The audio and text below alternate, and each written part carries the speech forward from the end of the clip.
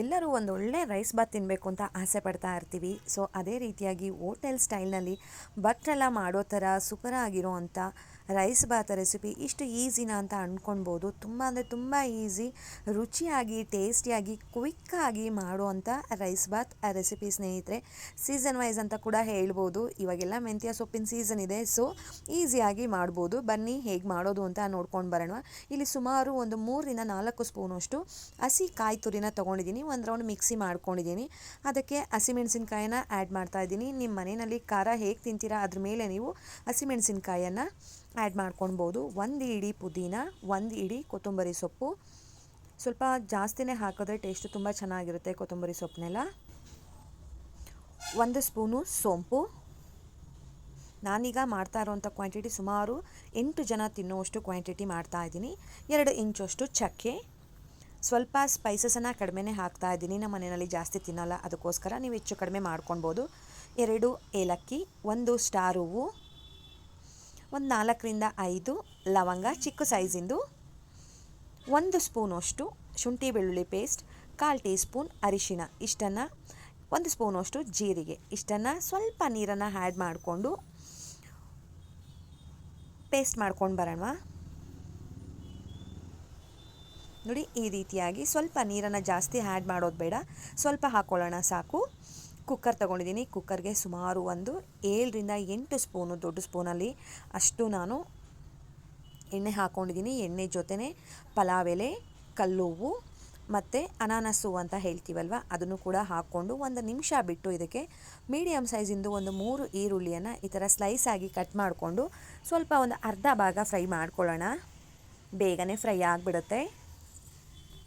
ಇದಕ್ಕೆ ನೀವು ಬಟಾಣಿ ಆ್ಯಡ್ ಮಾಡ್ಕೊಳ್ಬೋದು. ನಾನಿಲ್ಲಿ ಬೀನ್ಸ್ ಕಾಳನ್ನು ಆ್ಯಡ್ ಮಾಡ್ತಾಯಿದ್ದೀನಿ. ತುಂಬ ಚೆನ್ನಾಗಿರುತ್ತೆ. ಆಯಾ ಸೀಸನಲ್ಲಿ ಸಿಗೋವಂಥ ತರಕಾರಿಗಳನ್ನು ಉಪಯೋಗಿಸ್ಕೊಂಡು ಮಾಡಿದ್ರೆ ರುಚಿ ಒಂದು ಕೈ ಜಾಸ್ತಿ ಅಂತ ಹೇಳ್ಬೋದು ಸ್ನೇಹಿತರೆ.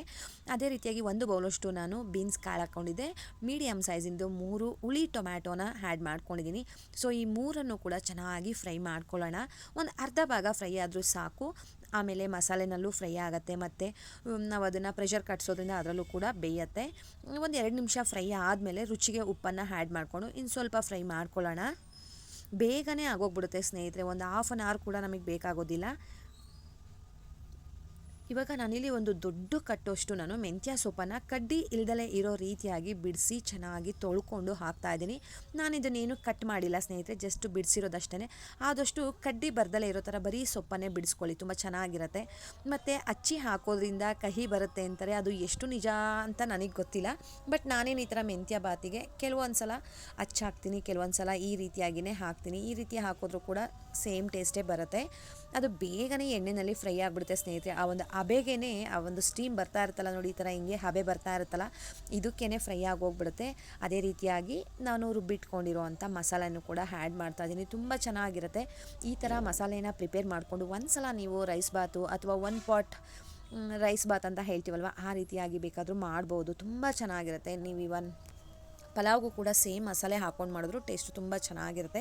ನಾನು ಆ ಜಾರಲ್ಲಿರುವಂಥ ಮಸಾಲೆಗೆ ಸ್ವಲ್ಪ ನೀರನ್ನು ಹಾಕ್ಕೊಂಡು ಅದನ್ನು ಕೂಡ ಹಾಕಿದ್ದೀನಿ. ನಾನಿಲ್ಲಿ 2 ಕಪ್ಪಷ್ಟು ದೊಡ್ಡ ನೀರೆಲ್ಲ ಕುಡಿತೀವಲ್ವ, ಆ ಕಪ್ಪಲ್ಲಿ 2 ಕಪ್ಪಷ್ಟು ಅಕ್ಕಿ ಹಾಕಿದ್ದೀನಿ. ಸೊ ಅಕ್ಕಿ ಜೊತೆನೇ 2 ಕಪ್ಪಷ್ಟು ನೀರು ಹಾಕಿ ನಾನು ನೆನೆಯೋದಕ್ಕೆ ಇಟ್ಟಿದ್ದೆ. ನಾನು ಒಗ್ಗರಣೆಗೆಲ್ಲ ರೆಡಿ ಮಾಡ್ಕೋತಾ ಇದ್ದೆ ಅಲ್ವಾ ಹಚ್ಚೋದಕ್ಕೆ, ಆ ಟೈಮ್ನಲ್ಲಿ ನೆನೆಯೋಕೆ ಇಟ್ಟಿದ್ದೆ ಸ್ನೇಹಿತರೆ. ಇದಕ್ಕೆ ನಾನು ಎಕ್ಸ್ಟ್ರಾ ಟೈಮ್ ಏನೂ ಕೂಡ ಕೊಟ್ಟಿಲ್ಲ. ಮೇಯ್ನಾಗಿ ಈ ಒಂದು ರೈಸ್ ಬಾತಿಗೆ ಸ್ಪೆಷಲಾಗಿ ಹಾಕೋದು ಏನಂತ ಹೇಳಿದ್ರೆ ಹಾಲು ಸ್ನೇಹಿತರೆ. ನಾನು ಯಾವ ಮೆಷರ್ಮೆಂಟಲ್ಲಿ ಯಾವ ಒಂದು ಕಪ್ಪನ್ನು ತೊಗೊಂಡಿದ್ದೆ ಅಕ್ಕಿಗೆ ಮತ್ತು ನೀರಿಗೆ, ಅದೇ ಕಪ್ಪಲ್ಲಿನೇ ನಾನು 1 ಕಪ್ಪಷ್ಟು ಗಟ್ಟಿ ಹಾಲು, ಇದಕ್ಕೆ ನಾನು ನೀರೇನು ಮಿಕ್ಸ್ ಮಾಡಿಲ್ಲ.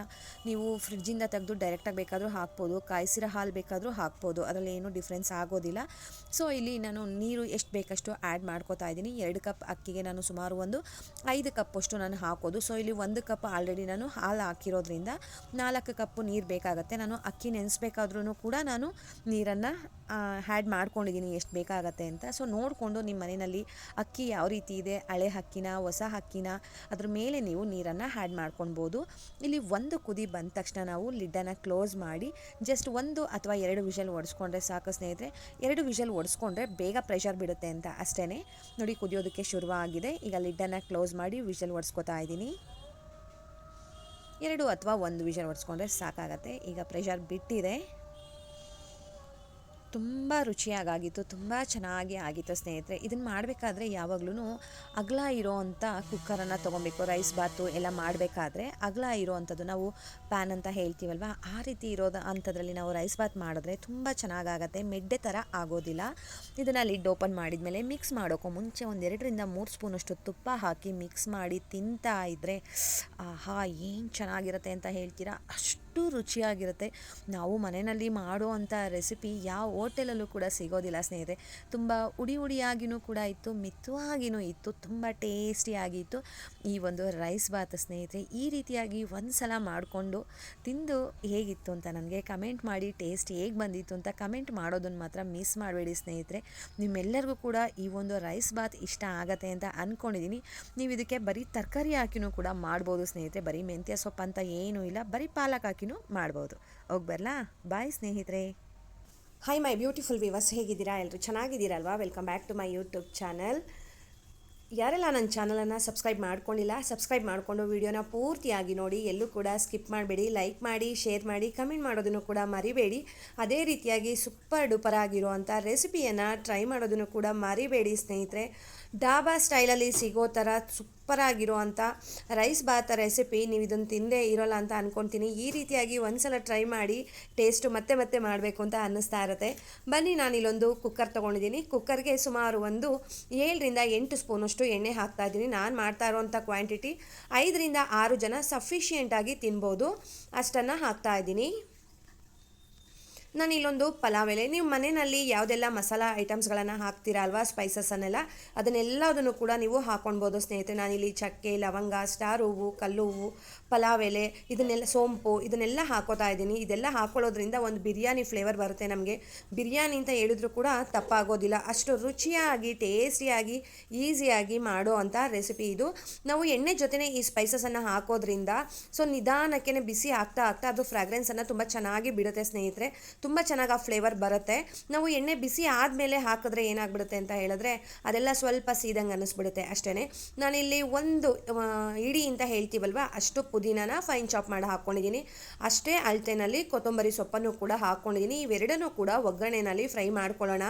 ಸೊ ನೀವು ಏನು ನೋಡ್ತಾ ಇರ್ಬೋದು, ಏನು ಮೇಡಮ್ ಬಿರಿಯಾನಿ ಥರ ಮಾಡ್ತಾ ಇದ್ರಂತ. ಹೌದು ಸ್ನೇಹಿತರೆ, ಬಿರಿಯಾನಿ ಅಂತ ಹೇಳಿದ್ರೆ ತಪ್ಪಾಗಲ್ಲ ಅಂತ ಮುಂಚೆನೇ ಹೇಳಿದ್ದೀನಿ.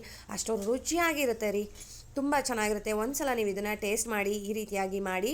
ನಾನಿಲ್ಲಿ ಸುಮಾರು 3 ಈರುಳ್ಳಿಯನ್ನು ಕಟ್ ಮಾಡಿ ಹಾಕ್ಕೊಂಡಿದ್ದೀನಿ. ಅದ್ರ ಜೊತೆನೇ 4 ಹಸಿಮೆಣಸಿನ್ಕಾಯನ್ನು ಮಧ್ಯಕ್ಕೆ ಸೀಳ್ಬಿಟ್ಟು ಹಾಕೋತಾ ಇದ್ದೀನಿ.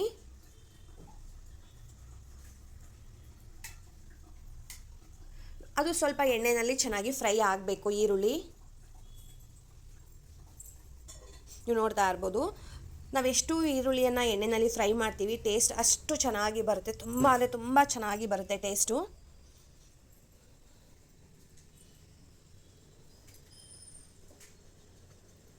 ಆಲ್ಮೋಸ್ಟ್ ಈರುಳ್ಳಿ ಒಂದು ಅರ್ಧ ಭಾಗ ಫ್ರೈ ಆಗಿದೆ. ಈ ಟೈಮ್ನಲ್ಲಿ ನಾನಿಲ್ಲಿ 2 ಹುಳಿ ಟೊಮ್ಯಾಟೋನ ಹಾಕೋತಾ ಇದ್ದೀನಿ ಸ್ನೇಹಿತರೆ. ಅದನ್ನು ನೀವು ಫೈನ್ ಚಾಪ್ ಬೇಕಾದರೂ ಮಾಡ್ಬೋದು, ಸ್ವಲ್ಪ ದೊಡ್ಡದಾಗಿ ಸ್ಕ್ವೇರ್ ಶೇಪಲ್ಲಿ ಬೇಕಾದರೂ ಕಟ್ ಮಾಡಿ ಹಾಕ್ಬೋದು. ಇದ್ರ ಜೊತೆನೇ ನಾನು ಉಪ್ಪು ಹಾಕ್ತಾ ಇದ್ದೀನಿ, ಯಾಕಂದರೆ ಬೇಗ ಬೆಂದ್ಬಿಡುತ್ತೆ ಅಂತ ಅನ್ನೋದಕ್ಕೋಸ್ಕರ. ಈರುಳ್ಳಿ ಫ್ರೈ ಮಾಡಬೇಕಾದ್ರೂ ಅಷ್ಟೇ, ಟೊಮೆಟೊ ಫ್ರೈ ಮಾಡಬೇಕಾದ್ರೂ ಅಷ್ಟೇ, ಅದ್ರ ಜೊತೆನೇ ಉಪ್ಪು ಹಾಕೋದ್ರಿಂದ ಟೈಮ್ ಜಾಸ್ತಿ ತೊಗೊಳೋದಿಲ್ಲ ಫ್ರೈ ಆಗೋದಕ್ಕೆ, ಬೇಗನೆ ಫ್ರೈ ಆಗಿಬಿಡುತ್ತೆ. ಈಗ ಇವೆರಡನ್ನು ಕೂಡ ಮಿಕ್ಸ್ ಮಾಡಿ 1 ನಿಮಿಷ ಫ್ರೈ ಮಾಡಿದ್ದೀನಿ. ಇದ್ರ ಜೊತೆ ನಾನು 1 ಸ್ಪೂನಷ್ಟು ಶುಂಠಿ ಬೆಳ್ಳುಳ್ಳಿ ಪೇಸ್ಟನ್ನು ಕೂಡ ಹಾಕ್ತಾ ಇದ್ದೀನಿ. ನಾನು ಚಿಕ್ಕ ಸ್ಪೂನ್ ತೊಗೊಂಡಿರೋದ್ರಿಂದ ಒಂದು ಅರ್ಧ ಸ್ಪೂನ್ ಜಾಸ್ತಿ ಹಾಕಿದ್ದೀನಿ ಅಷ್ಟೇ. 1-1.5 ಸ್ಪೂನಷ್ಟು ತೊಗೊಳ್ಬೋದು. ನೀವಿಲ್ಲ ಶುಂಠಿ ಬೆಳ್ಳುಳ್ಳಿಯನ್ನು ಬಿಡಿಸ್ಕೊಂಡು ಸಪ್ರೇಟಾಗಿ ತೊಗೊಂಡು ಅದನ್ನು ಕ್ರಷ್ ಮಾಡಿ ಹಾಕ್ಬೋದು ಸ್ನೇಹಿತರೆ, ಚೆನ್ನಾಗಿ ಜಜ್ಜಿಬಿಟ್ಟು ಹಾಕ್ಬೋದು. ಶುಂಠಿ ಬೆಳ್ಳುಳ್ಳಿ ಪೇಸ್ಟ್ ಹಾಕಿದ ಮೇಲೆ ಸ್ವಲ್ಪ ಎಣ್ಣೆಯಲ್ಲಿ ಫ್ರೈ ಆಗಲಿ, ಅದು ಸ್ವಲ್ಪ ಹಸಿ ಸ್ಮೆಲ್ ಇರುತ್ತೆ ಅಲ್ವಾ, ಅದು ಹೋಗಲಿ ಅಂತ ಹೇಳಿಬಿಟ್ಟು. ನೋಡ್ತಾ ಇರ್ಬೋದು, ಆಲ್ಮೋಸ್ಟ್ ಎಲ್ಲ ಫ್ರೈ ಆಗಿದೆ, ಎಣ್ಣೆ ಬಿಡೋದಕ್ಕೆ ಶುರು ಆಗಿದೆ ಅಂತ ಹೇಳಿದ್ರೆ ಚೆನ್ನಾಗಿ ಫ್ರೈ ಆಗಿದೆ ಅಂತ.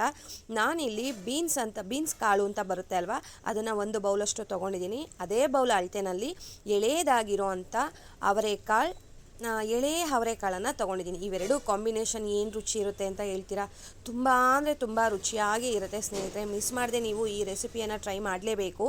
ಯಾಕಂದರೆ ಎಲ್ಲ ಕಾಲದಲ್ಲೂ ಕೂಡ ನಮಗೆ ಬೀನ್ಸ್ ಕಾಳಾಗ್ಬೋದು ಮತ್ತು ಅವರೆಕಾಳಾಗ್ಬೋದು ಸಿಗ್ತಾ ಇರುತ್ತೆ. ಸೊ ಈ ರೀತಿಯಾಗಿ ನೀವು ಟ್ರೈ ಮಾಡಿ. ಎಂಥ ಬಿರಿಯಾನಿ ಅಂತ ಹೇಳ್ತೀರಾ, ಅವರೆಕಾಳು ಬಿರಿಯಾನಿ ತುಂಬ ಅಂದರೆ ತುಂಬ ಚೆನ್ನಾಗಿರುತ್ತೆ. ಇದಕ್ಕೆ ಕೆಲವೊಂದು ಪುಡಿಗಳನ್ನು ಆ್ಯಡ್ ಮಾಡ್ಕೊಳ್ಳೋಣ. ನಾನಿಲ್ಲಿ 1 ಸ್ಪೂನಷ್ಟು ಅಚ್ಚ ಖಾರದ ಪುಡಿ ಹಾಕ್ತಾಯಿದ್ದೀನಿ. ನಾವು ಹಸಿಮೆಣಸಿನ್ಕಾಯಿ ಹಾಕಿರ್ತೀವಿ. ಸೊ ನೋಡಿಕೊಂಡು ನಿಮ್ಮ ಮನೆಯಲ್ಲಿ ಖಾರ ಹೇಗೆ ತಿಂತೀರಾ ಅದ್ರ ಮೇಲೆ ನೀವು ಅಚ್ಚ ಖಾರದ ಪುಡಿನ ಆ್ಯಡ್ ಮಾಡ್ಕೊಳ್ಬೋದು. ಧನಿಯಾ ಪುಡಿ 1 ರಿಂದ 1.5 ಸ್ಪೂನಷ್ಟು ಹಾಕ್ತಾಯಿದ್ದೀನಿ. ಇಷ್ಟನ್ನು ಹಾಕಿದ್ರೆ ಸಾಕು. ಕೊತ್ತಂಬರಿ ಸೊಪ್ಪು ಕೂಡ ಹಾಕಿದ್ದೀವಿ. ಇವೆರಡನ್ನು ಹಾಕ್ಬಿಟ್ಟು ಚೆನ್ನಾಗಿ ಫ್ರೈ ಮಾಡೋಣ. ಆ ಡ್ರೈ ಆಗಿನೇ ಫ್ರೈ ಮಾಡೋದ್ರಿಂದ ಆ ಈರುಳ್ಳಿಗಾಗ್ಬೋದು, ಕಾಳುಗಳಿಗಾಗ್ಬೋದು ತುಂಬ ಚೆನ್ನಾಗಿ ಆ ಒಂದು ಮಸಾಲೆ ಹಿಡಿಯುತ್ತೆ. ನೋಡ್ತಾ ಇರ್ಬೋದು ಎಷ್ಟು ಚೆನ್ನಾಗಿ ಕಾಣ್ತಾ ಇದೆ ಅಂತ. ಸೊ ನಮಗೆ ಫ್ರೈ ಮಾಡೋ ಟೈಮ್ನಲ್ಲೇ ನಮಗೆ ಗೊತ್ತಾಗ್ಬಿಡುತ್ತೆ ತಿಂಡಿ ಹೇಗೆ ಬರುತ್ತೆ ಅಂತ ಹೇಳಿಬಿಟ್ಟು. ನೋಡಿ ಈಗ ಆಲ್ಮೋಸ್ಟ್ ಎಲ್ಲ ಫ್ರೈ ಆಗಿದೆ.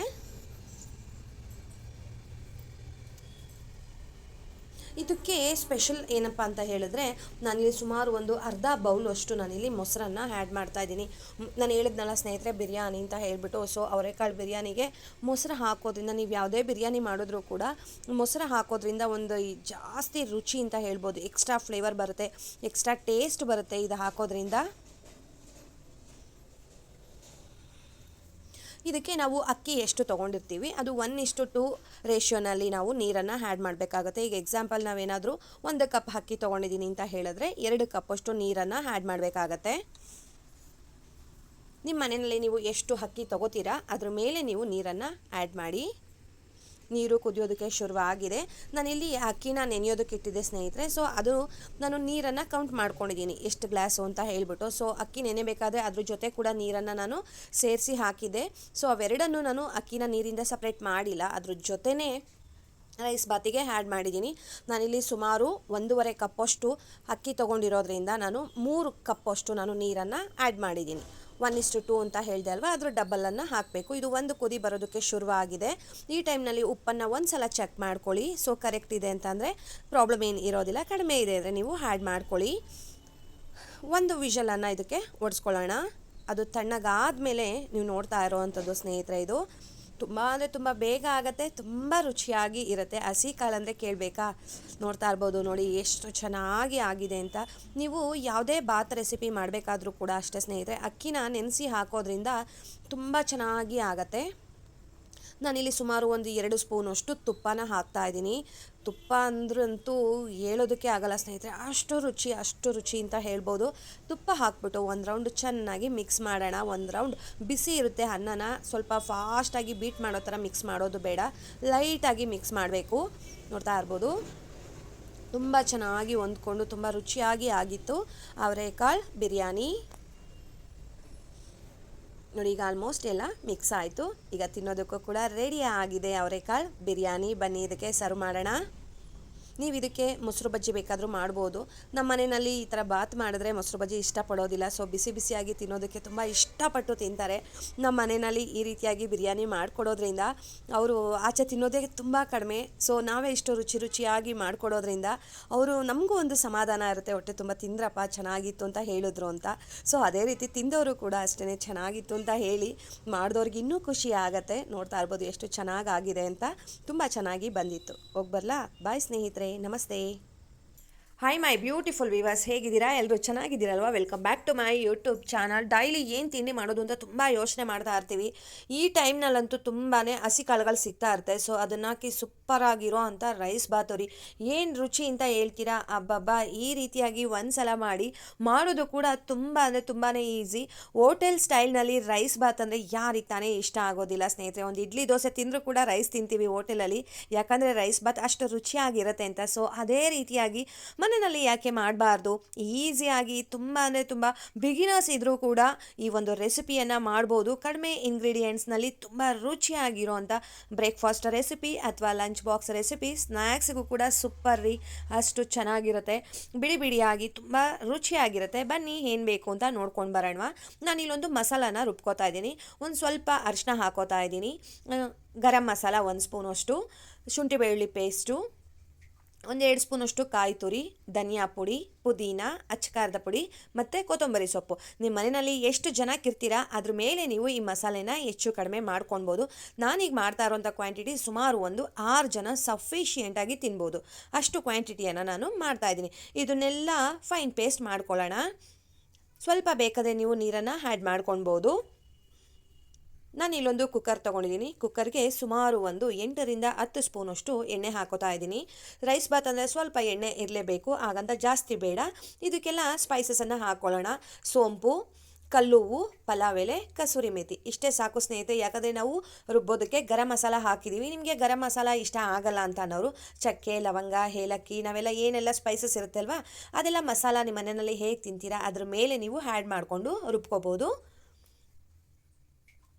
ನೋಡಿ ಈ ರೀತಿಯಾಗಿ ತುಂಬ ಚೆನ್ನಾಗಿ ಎಣ್ಣೆ ಜೊತೆನೇ ಹಾಕಿದ್ರೆ ಲೋ ಫ್ಲೇಮ್ನಲ್ಲಿ ಚೆನ್ನಾಗಿ ಫ್ರೈ ಆಗುತ್ತೆ.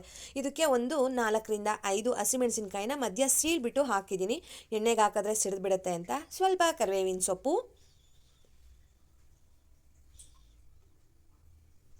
ಇದ್ರ ಜೊತೆ ನಾನು ಹಚ್ಚಿಟ್ಕೊಂಡಿರೋಂಥ ಈರುಳ್ಳಿ ಹಾಕ್ತಾ ಇದ್ದೀನಿ. ನಾನಿಲ್ಲಿ ಸುಮಾರು ಮೀಡಿಯಮ್ ಸೈಜಿಂದು 2 ಈರುಳ್ಳಿಯನ್ನು ಆ್ಯಡ್ ಮಾಡ್ತಾ ಇದ್ದೀನಿ. ಇದು ಕೂಡ ಅಷ್ಟೇ ಎಣ್ಣೆಯಲ್ಲಿ ಚೆನ್ನಾಗಿ ಫ್ರೈ ಆಗಬೇಕು.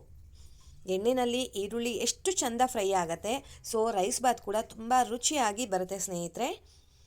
ನೋಡಿ ಈ ರೀತಿಯಾಗಿ ತುಂಬ ಅಂದರೆ ತುಂಬ ಚೆನ್ನಾಗಿ ಫ್ರೈ ಆಗಬೇಕು. ಒಂದು ಅರ್ಧ ಭಾಗ ಶ್ರಿಂಕ್ ಆಗಬೇಕು. ನೋಡಿ ಈ ರೀತಿಯಾಗಿ ತುಂಬ ಚೆನ್ನಾಗಿ ಫ್ರೈ ಆಗಿದೆ. ಇದಕ್ಕೆ ಇವಾಗ ಹಚ್ಚಿಟ್ಕೊಂಡಿರೋ ಅಂಥ ಒಂದು 2ರಿಂದ 3 ಹುಳಿ ಟೊಮ್ಯಾಟೋನ ಹಾಕ್ತಾ ಇದ್ದೀನಿ. ನಾನಿಲ್ಲಿ ಚಿಕ್ಕ ಸೈಜಿಂದು 3 ಹುಳಿ ಟೊಮ್ಯಾಟೋನ ಹಾಕಿದ್ದೀನಿ. ಇದು ಕೂಡ ಅಷ್ಟೇ ಚೆನ್ನಾಗಿ ಫ್ರೈ ಆಗಬೇಕು. ಆ ಈರುಳ್ಳಿ ಎಣ್ಣೆ ಜೊತೆಯಲ್ಲಿ ಹೊಂದ್ಕೊಬೇಕು. ಇದ್ರ ಜೊತೆನೇ ನಾನು 1 ಬೌಲಷ್ಟು ತೊಗರಿ ಕಾಳು ಅಂತ ಬರುತ್ತೆ ಅಲ್ವಾ, ಸೊ ಆ ಕಾಳನ್ನು ಹಾಕ್ತಾ ಇದ್ದೀನಿ ಸ್ನೇಹಿತರೆ. ತುಂಬ ಚೆನ್ನಾಗಿರುತ್ತೆ ತೊಗರಿ ಕಾಳಂತೂ. ಇದ್ರ ಜೊತೆನೇ ಉಪ್ಪನ್ನು ಕೂಡ ನಾನು ಆ್ಯಡ್ ಮಾಡ್ತಾ ಇದ್ದೀನಿ. ಸೊ ಟೊಮೆಟೊ ಹಾಕಿರೋದ್ರಿಂದ ಬೇಗ ಫ್ರೈ ಆಗಲಿ, ಕಾಳಾಗ್ಬೋದು, ಟೊಮೆಟೊ ಹಾಕ್ಬೋದು, ಚೆನ್ನಾಗಿ ಫ್ರೈ ಆಗಲಿ, ಮತ್ತು ಕಾಳಿಗೂ ಕೂಡ ಉಪ್ಪು ಹಿಡಿಬೇಕಲ್ವ, ಅದಕ್ಕೋಸ್ಕರ ಇದ್ರ ಜೊತೆನೇ ನಾನು ಉಪ್ಪನ್ನು ಆ್ಯಡ್ ಮಾಡಿದ್ದೀನಿ.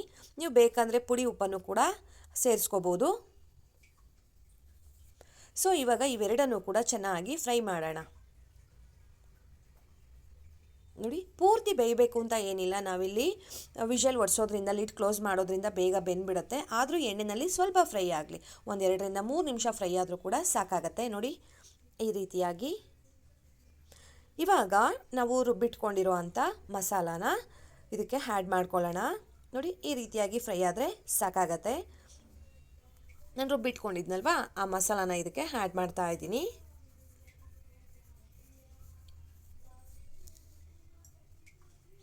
ಈಗ ಈ ಮಸಾಲನೂ ಕೂಡ ಇದ್ರ ಜೊತೆ ಸ್ವಲ್ಪ ಹೊಂದ್ಕೊಬೇಕು. ಅದೇ ರೀತಿಯಾಗಿ ಅದು ಕೂಡ ಸೈಡಲ್ಲೆಲ್ಲ ಎಣ್ಣೆ ಬಿಡೋದಕ್ಕೆ ಶುರುವಾಗುತ್ತೆ. ಅಷ್ಟು ಫ್ರೈ ಆದರೆ ಸಾಕಾಗತ್ತೆ. ಅದರಲ್ಲಿ ಇರೋ ಅಂಥ ಸೊಪ್ಪುಗಳಲ್ಲಿ ಎಲ್ಲ ಇರೋ ಅಂಥ ಹಸಿ ವಾಸನೆ ಹೋಗಲಿ ಅಂತ ಅಂದ್ಬಿಟ್ಟು ಅಷ್ಟೇ. ಹಸಿ ಸ್ಮೆಲ್ ಯಾವುದು ಇರಬಾರ್ದು ಅಂತ. ಇಲ್ಲಾಂದರೆ ನಮಗೆ ಅನ್ನ ಬೆಂದ ಮೇಲೂ ಕೂಡ ಒಂಥರ ಹಸಿ ಸ್ಮೆಲ್ ಇರುತ್ತೆ. ಅದಕ್ಕೋಸ್ಕರ ನೋಡಿ ಎಣ್ಣೆ ಬಿಡೋದಕ್ಕೆ ಶುರುವಾಗಿದೆ. ಇವಾಗ ನಾನು ಆ ಜಾರಲ್ಲಿ ಇರೋವಂಥ ಮಸಾಲೆನೂ ಕೂಡ ಇದಕ್ಕೆ ಸೇರಿಸ್ಕೊತಾ ಇದ್ದೀನಿ, ನೀರು ಹಾಕಿಬಿಟ್ಟು.